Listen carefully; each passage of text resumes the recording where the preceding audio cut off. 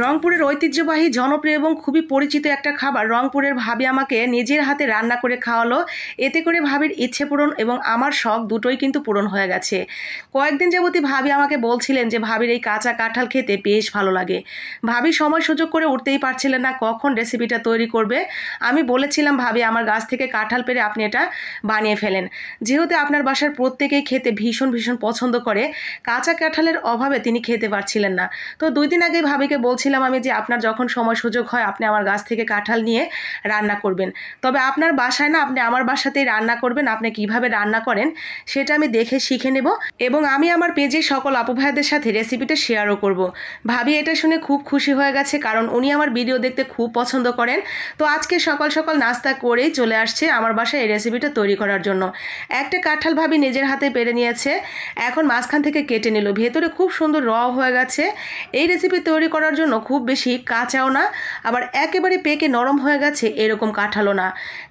পাকার কিছুদিন আগ মুহূর্তে যেরকম ঠিক থাকে আপনার ঠিক ওই রকম কাঁঠাল লাগে এই রেসিপি তৈরি করতে। রংপুরের নাকি প্রায় ঘরে ঘরেই কাঁচা কাঁঠাল দিয়ে এই রেসিপিটা তৈরি করে থাকেন, যখন রগুলো অনেক বেশি পোক্ত হয়ে যায় ঠিক তখন। আর এইটা খেতে ভীষণ ভীষণ মজার, ভাবি এমনটাই বলছিলেন কাটতে কাটতে।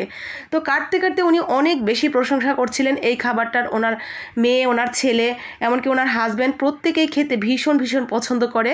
তো ভাবির এত এত সুস্বাদুকর গল্প শুনে আমি ভাবিকে আর একটা কাঁঠাল পেরে দিয়েছি, কারণ মনে হচ্ছিল এই কাঁঠালের রোয়া খুব বেশি হবে না। বড় বড় রোয়া কাটলে পারে অনেক বেশি হয়নি, খুবই অল্প পরিমাণে হয়ে গেছে। এত মজার সুস্বাদু জিনিস যদি অল্প করে রান্না করা হয় তারপরে দেখা যাবে কে ভাগে পেলো কে পেলো না। আমি ভাবিকে আর একটা ছোট দেখে কাঁঠাল পেরে দিলাম গাছ থেকে। ভাবিকে বললাম এটাও কেটে নেন, 2টা মিলে মোটামুটি অনেকটা হয়ে যাবে, তখন মজা করে খেয়ে নিতে পারবেন।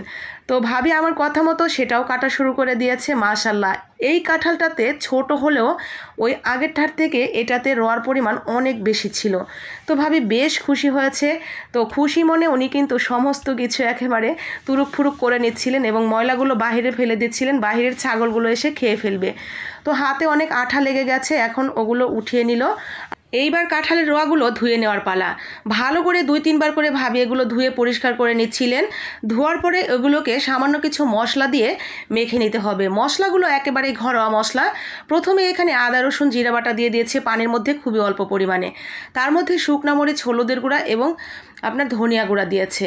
ব্যাস এতটুকু মশলা দিয়েই নাকি রান্না করতে হবে, তেমন কিছু লাগে না। স্বাদ মতো লবণ এবং দিয়ে দিবে আর একটু তেল। আমি জীবনের প্রথম এরকমভাবে রেসিপি তৈরি করতে দেখলাম। ঐতিহ্যবাহী জনপ্রিয় এবং খুবই মজার একটা খাবার, সেটা আবার যার জেলার খাবার তার নিজের হাতে রান্না করা। আমার ভীষণ ভীষণ খুশি লাগছিল এবং আমি খুব এক্সাইটেড ছিলাম যে আসলে এটা খেতে কেমন হয়। কাঁচা কাঁঠাল দিয়ে অনেক রেসিপি তৈরি করে খাওয়া হলেও ঠিক এইভাবে কখনো বানিয়ে খাওয়া হয়নি বা আমি কারো মুখে শুনিও নি। ভাবির মুখ থেকে শুনেই আমার এটা খাওয়ার অনেকটা শখ ছিল, যেই শখটা আজকে আমার পূরণ হয়ে গেল। তো এই তো ভাবি কিন্তু অল্প একটু পানি দিয়ে খুব সুন্দর করে মেখে রেখে দিয়েছে। বটি থেকে আঠা পরিষ্কার করার দারুণ একটা টিপস জানতে পারলাম আজকে ভাবির থেকে। সামান্য একটু আগুনে তাপ দিয়ে এটা মুছে নিলেই দেখেন কত সুন্দর পরিষ্কার হয়ে গেল, কোনো প্রকার তেল ঘষাঘষি ছাড়াই। দারুণ একটা জিনিস জানতে পারলাম ভাবির মাধ্যমে। তো এদিকে কাঁঠালও কিন্তু আমাদের রান্না করা হচ্ছে।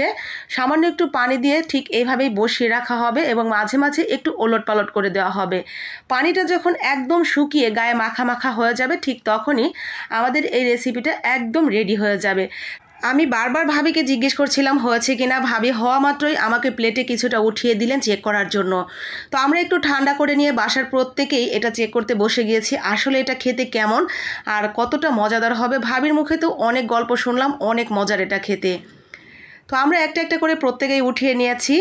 দেখতে কিন্তু মাশাল্লাহ ভীষণ ভীষণ সুন্দর লাগছিল আর মজাদার একটা ঘ্রাণও পাচ্ছিলাম এই রান্না থেকে। তো আমি প্রথমেই একটা কামড় দিয়ে দেই, দেখা যাক আল্লাহর নামে কি হয়।